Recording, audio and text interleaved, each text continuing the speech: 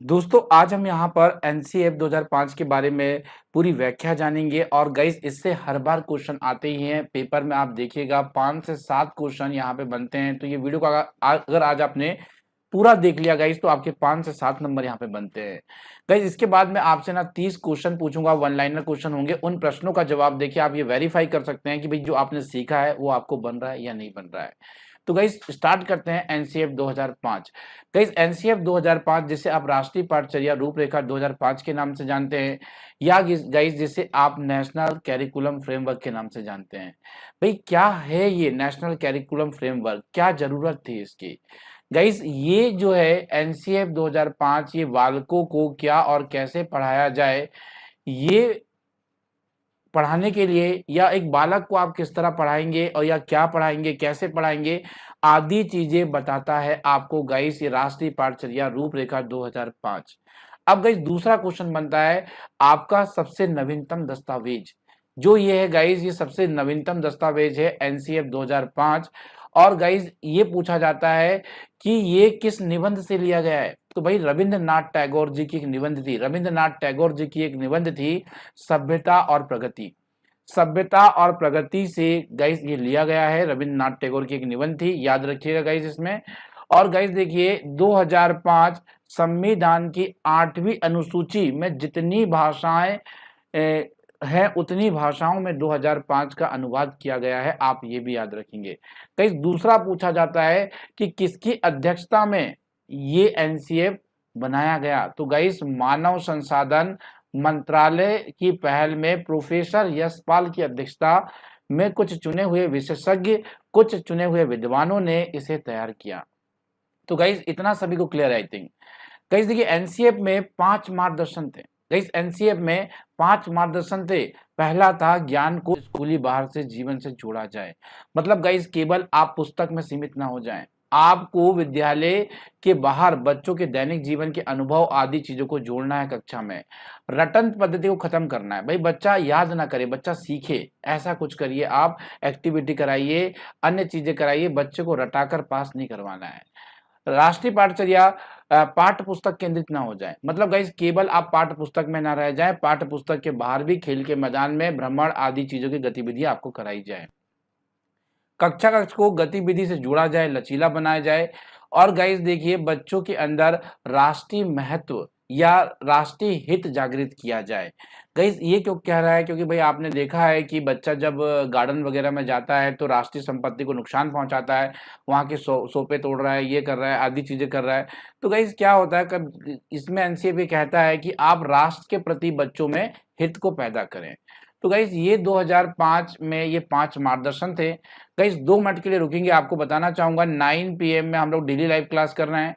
और गाइस ये live class आप लीजिए, अगर आप जुलाई का पेपर देने जा रहे हैं ना 5 जुलाई का, तो गाइस ये बहुत बेनिफिशियल होगा और आपका एग्जाम इसमें क्लियर होने के 99% चांसेस बढ़ जाते हैं। तो आप लोग रात में मुझे जरूर मुलाकात करेंगे हमसे। गाइस अब चलते हैं, भाई इनके सिद्धांत के कुछ तथ्यों को जानते हैं। कई से सिद्धांत का एक महत्वपूर्ण तथ्य था कि भाई जो जीवन का ज्ञान है, जीवन और ज्ञान की दूरी कम करना, मतलब विद्यालय के ज्ञान को बाहरी जीवन से जोड़ना, ये पहला यहाँ पर तात्पर्य था। दूसरा था गाइस यहाँ पे रटने की पद्धति समाप्त कर देना और बच्चे का चहुमुखी विकास करना। कैसा विकास करना? चहुमुखी विकास करना, मतलब शिक्षा का भी विकास करना और शिक्षा के अन्य क्षेत्रों का भी विकास करना, उसे आप कहेंगे चहुमुखी विकास करना। गाइस शिक्षा कैसी रहेगी इसमें? शिक्षा इसमें बाल केंद्रित होगी। अगर आपका ऑप्शन में लिखकर आ रहा है अध्यापक केंद्रित होगी, विद्यालय केंद्रित होगी, गाइस काट देना। एनसीएफ में शिक्षा कैसी होगी? एनसीएफ में शिक्षा बाल केंद्रित मानी जाएगी, बाल केंद्रित होगी, याद रखेंगे इस चीज को। अब गाइस देखिए यहाँ पर आपको ये मानना है कि विद्यार्थी अपनी क्षमता और कौशल होती है, अगर आप उसे व्यक्त करने का मौका दोगे, आप उसे सीखने का मौका दोगे, तो हर एक बच्चा जो है वो बेहतर ढंग से सीख पाएगा।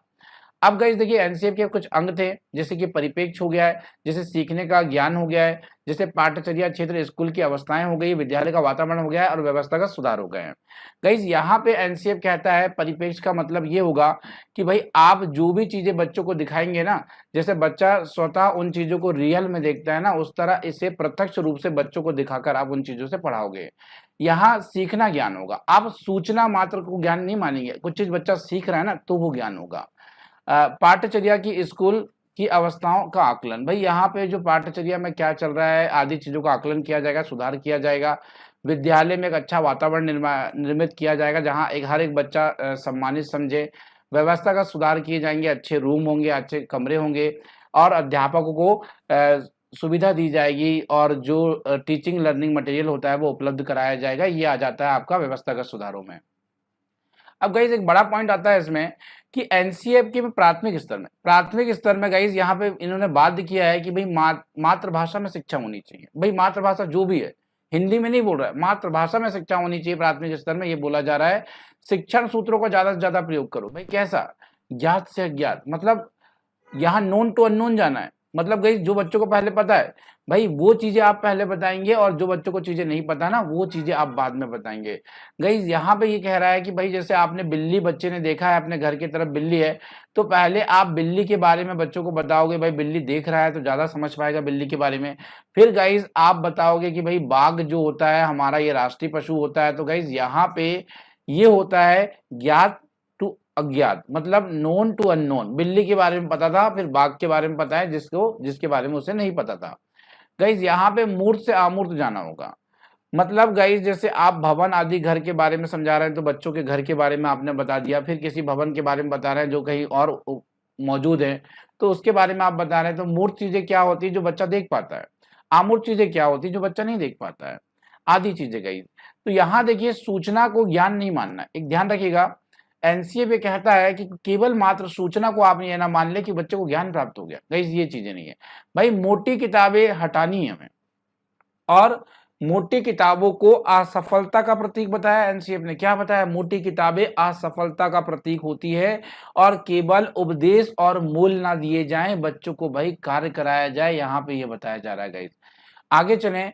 अभिभावक को सख्त निर्देश दिया जाए कि छोटी उम्र में बच्चों से निपुण बनने की आशंका ना रखें, आकांक्षा ना रखें। गाइस ये ना करें बच्चा की छोटी छोटी उम्र में बच्चे लोग क्या करते हैं, जो अभिभावक लोग होते हैं कि भाई हमारा बच्चा एकदम किसी भी काम को बहुत अच्छे तरीके से करे। तो गाइस ये भावना ना हो। दूसरी बात गाइस, जो विद्यालय का वातावरण है वो तनाव मुक्त वातावरण हो, बच्चा इसमें तनाव आदि महसूस ना करें। और यहाँ पे ये कहा जा रहा है कि भाई आप जब बच्चे को कुछ खेल खिलाएं, सामूहिक भावना लाने के लिए खिलाएं, ना तो कोई रिकॉर्ड तोड़ना है। भाई आपको पड़ोसी के बच्चों का रिकॉर्ड तोड़ने के लिए आपको खेल नहीं खिला रहे हैं, आपके अंदर टीम भावना है, आपके अंदर सामूहिक भावना है, इसके लिए खेल खिलाएं, ये चीज का ध्यान रखना। पुस्तकालय में बच्चों को पुस्तक चुनने के अवसर दिए जाए। सांस्कृतिक कार्यक्रम, मनोरंजन कार्यक्रमों में बच्चों को भाग लेने दिया जाए। गाइज और यहाँ पे शिक्षक एकेडमी में नव विचार शामिल किए जाएं, नई तरीके से पढ़ाया जाए। और गाइस यहाँ पे सजा और पुरस्कार जो है ना उसे बहुत सीमित कर दिया जाए, ज्यादा सजा और ज्यादा पुरस्कार का आप प्रयोग ना करें, यहाँ पे एनसीएफ ये कह रहा है। अब गाइस देखिए यहाँ पे थोड़ा सा मैं पाठ्यक्रम के बारे में समझाऊंगा और उसके बाद में मैं आपसे क्वेश्चन लूंगा। गाइस पाठ्यक्रम जो होता है जिसे आप इंग्लिश में कैरिकुलम कहते हैं, ये दो शब्दों से मिलकर बना हुआ होता है, एक पाठ और दूसरा क्रम। पाठ्य का मतलब क्या होता है? पढ़ने योग्य सामग्री जो होती है उसे आप पाठ्य कहते हैं। अगर गाइज आप इसे क्रम में एक व्यवस्थित रूप से पढ़ रहे हो तो ये बन जाता है आपका पाठ्यक्रम। अब पाठ्यक्रम जो होता है एक निश्चित व्यवस्था होती है गाइज, एक निश्चित पढ़ने की पद्धति होती है जिसे आप पाठ्यक्रम के नाम से जानते हैं। अब ये पाठ्यक्रम जो शब्द आया है गाइज जिसे आप कैरिकुलम से बना हुआ है। अब ये कैरिकुलम शब्द कौन सी भाषा का है? यहाँ एक क्वेश्चन बनता है लैटिन भाषा का। कैरिकुलम शब्द कौन सी भाषा का है? लैटिन भाषा का शब्द है और लैटिन में इसे कहते हैं दौड़ का मैदान। इसका अर्थ क्या होता है? दौड़ का मैदान होता है। अब पाठ्यक्रम एक ऐसा दौड़ का मैदान है जहां बच्चा दौड़ रहा है और दौड़कर अपने लक्ष्यों को प्राप्त कर रहा है, उसे यहाँ पर कैरिकुलम का नाम दिया गया है, उसे यहाँ पर पाठ्यक्रम कहा गया है। गाइस ये चीजें आप याद रखेंगे।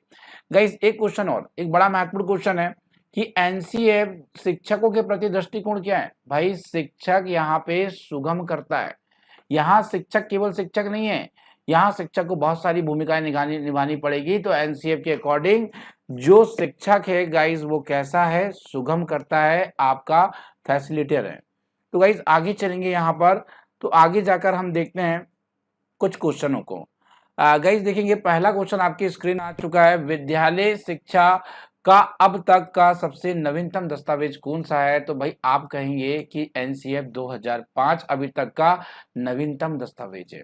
क्वेश्चन नंबर 2, इस मंत्रालय की पहल में एनसीएफ 2005 तैयार किया गया है। तो भाई किस मंत्रालय में किया गया था, थोड़ा सोचिए। मैंने आपको बताया था गाइस, मानव संसाधन विकास मंत्रालय की पहल में एनसीएफ तैयार किया गया था। किसकी अध्यक्षता में विद्वानों ने एनसीएफ तैयार किया था? भाई आप जानते हैं ना, प्रो यशपाल की अध्यक्षता में किया गया था। एनसीएफ 2005 का प्रमुख सूत्र क्या था गाइस? एनसीएफ का प्रमुख सूत्र था लर्निंग विदाउट बर्डन, बिना भार का अधिगम। ये क्या होता है गाइस? इसका मतलब ये नहीं होता कि आप बुकें कम कर दे, इसका मतलब ये नहीं होता कि आप बस्ते से आधी बुक निकाल दे, बस्ते का वेट कम हो गया, या बुक से आप चैप्टर्स कम कर दें। तो भाई ये मतलब नहीं होता, यहाँ पढ़ाने के तरीके से हैं गाइस। जो आप रटन पद्धति से पढ़ाते थे ना, तो वो बच्चों को एक बोझ लगता था। अब आप एक्टिविटी या रोचक तरीके से पढ़ा रहे हैं, तो गाइस ये होता है बिना भार का अधिगम, लर्निंग विदाउट बर्डन। यहाँ बच्चे को पढ़ाई जो है एक बर्डन नहीं लग रही है, आप ध्यान रखेंगे। अगला क्वेश्चन आता है, एनसीएफ 2005 का प्रारंभ रविन्द्रनाथ टैगोर की किस निबंध से हुआ था भाई? तो आपको बताना चाहूंगा गाइस, ये निबंध का नाम था सभ्यता और प्रगति। क्या था निबंध का नाम? सभ्यता और प्रगति था। एनसीएफ 2005 में बल दिया है भाई, देखो दो चीजों में बल दिया है। एक तो उन्होंने दिया है शांति के लिए शिक्षा में, और दूसरा दिया हुआ है गाइस इन्होंने करके सीखने में। याद रखेंगे, एनसीएफ में बताया गया है भाई, एनसीएफ में बताया गया है सपनों के भारत को धरातल में उतारने की युक्ति है। ये आपका एनसीएफ है, ऐसा बताया गया है गाइस। अगला प्रश्न देखते हैं, कैरिकुलम किस भाषा का शब्द है? भाई ये चीजें बताया था, लैटिन भाषा का शब्द है। सामाजिक विज्ञान शिक्षण का राष्ट्रीय पाठ्यक्रम कब बनाया गया था? भाई ये बनाया गया था 2005 में। अगला प्रश्न देखेंगे, एनसीएफ की कार्यशाला कहाँ आयोजित की गई थी? तो भाई एनसीएफ की कार्यशाला एनसीईआरटी नई दिल्ली में आयोजित की गई थी। यशपाल शर्मा समिति में कुल कितने सदस्य थे? तो भाई कुल सदस्य थे 38।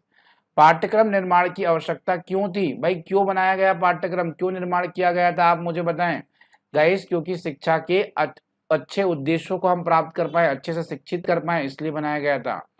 एनसीएफ का भाषा का फॉर्मूला क्या था? भाई त्रिभाषा फॉर्मूला था। त्रिभाषा फॉर्मूले में क्या था गाइस? यहाँ पे 3 भाषाएं पढ़ाने की बात की गई थी। 3 भाषा पढ़ाने की बात की गई थी। एक तो हिंदी पढ़ाने की बात की गई थी, दूसरा गाइस अंग्रेजी पढ़ाने की बात की गई थी, और चौथा यहाँ पर कोई क्षेत्रीय भाषा पढ़ाने की बात की गई थी। तो ये 3 भाषाओं को पढ़ाने की यहाँ बात किया था त्रिभाषा सूत्र में।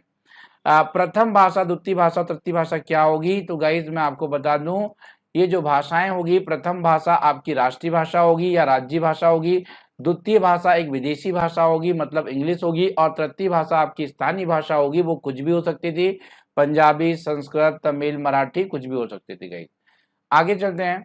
एनसीएफ ने सुझाव दिया है कि सूचना में क्या मानवीय बचा जाए। गाइस देखिए ये चीजें मैंने आपको बताया था, उन्होंने कहा था कि भाई ज्ञान को सूचना को ज्ञान ना मान ले आप लोग, ठीक है, ये चीजें यहाँ बताया था। एनसीएफ किन शिक्षण सूत्रों का अधिकतम प्रयोग का सुझाव देता है? भाई आपको मैंने बताया था, ज्ञात से अज्ञात और मूर्त से आमूर्त का ये सुझाव देता है। एनसीएफ के अनुसार मार्गदर्शन सिद्धांत निहितार्थ है। गाइस ये ज्ञान को स्कूल के बाहरी जीवन से जोड़ना है, ये मार्गदर्शन दिया है एनसीएफ ने। देखिए यहाँ पे चलिए ये चीजें तो उतनी इम्पोर्टेंट नहीं है। बिना बोझ की शिक्षा जो है एनसीएफ प्रमुख स्रोत था। इसका अर्थ क्या था गाइस?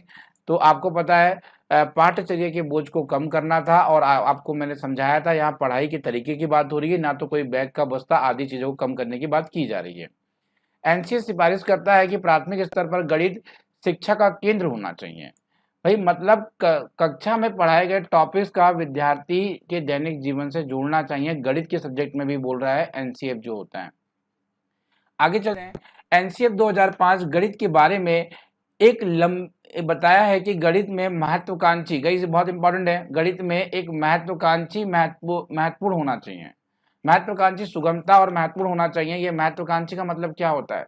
भाई महत्वाकांक्षी का मतलब ये होता है गणित के उच्च उद्देश्यों की प्राप्ति। आप उच्च उद्देश्यों की प्राप्ति कर रहे हैं ना, यही तो महत्वाकांक्षी है। एनसीएफ 2005 गणित की लंबी आकृति क्या है? भाई आप एक संकल्पना को दूसरी संकल्पना से जोड़ रहे हो, यही गणित की एक लंबी आकृति की बात कर रहा है। गाइस एनसीएफ के अनुसार सीखना क्या है? एक मानसिक क्रिया, एक शिल्प कला केंद्र या एक व्यावसायिक ज्ञान जो है ना, एनसीएफ के अकॉर्डिंग सीखना है। एनसीएफ 2005 में किस परीक्षा के संबंध में सुधार के लिए सुझाव दिए गए हैं? तो आपको बता दूं कक्षा 10वीं की ऐच्छिक परीक्षाओं के लिए सुझाव दिए गए हैं। भाई एनसीएफ बल देता है, करके सीखने पर एनसीएफ बल देता है, आपको पता है गाइस। और आदि चीज़ें यहाँ पर दी गई है गाइस। तो जो चीज़ें ज़रूरी थी, जो चीज़ें इंपॉर्टेंट थी वो मैंने आपको बताई। और ये लास्ट वाला क्वेश्चन लेंगे। एनसीएफ 2005 के अंतर्गत परीक्षा सुधारों में सुधार का सुझाव दिया गया है। तो भाई सामूहिक कार्य मूल्यांकन, सतत मूल्यांकन और खुली किताब परीक्षा मूल्यांकन आदि में यहाँ पर सुधार की बात की गई है। तो गाइस आशा करता हूँ कि ये एनसीएफ आपको पसंद आया हो। भाई पसंद आया हो तो वीडियो को लाइक करें और अपने दोस्तों के साथ शेयर भी करें। और रात 9 बजे लाइव क्लासेस में मिले, बहुत उम्दा क्लासेस हो रही है। और आपने अभी तक नहीं देखा है भाई, प्रीवियस ईयर की एक सीरीज चलाई हुई थी मैंने, जहां 2011 से 2020 तक के क्वेश्चन मैंने सॉल्व करवाए थे गाइस। वहां जाकर आप लोग जरूर से जरूर देख लें, काफी महत्वपूर्ण क्वेश्चन है, उनमें से क्वेश्चन आ सकते हैं अभी 5 जुलाई परीक्षाओं को। तो गाइस बहुत बहुत धन्यवाद जुड़ने के लिए। मिलता हूँ आपसे अगले वीडियो में। Thank you so much for watching this video.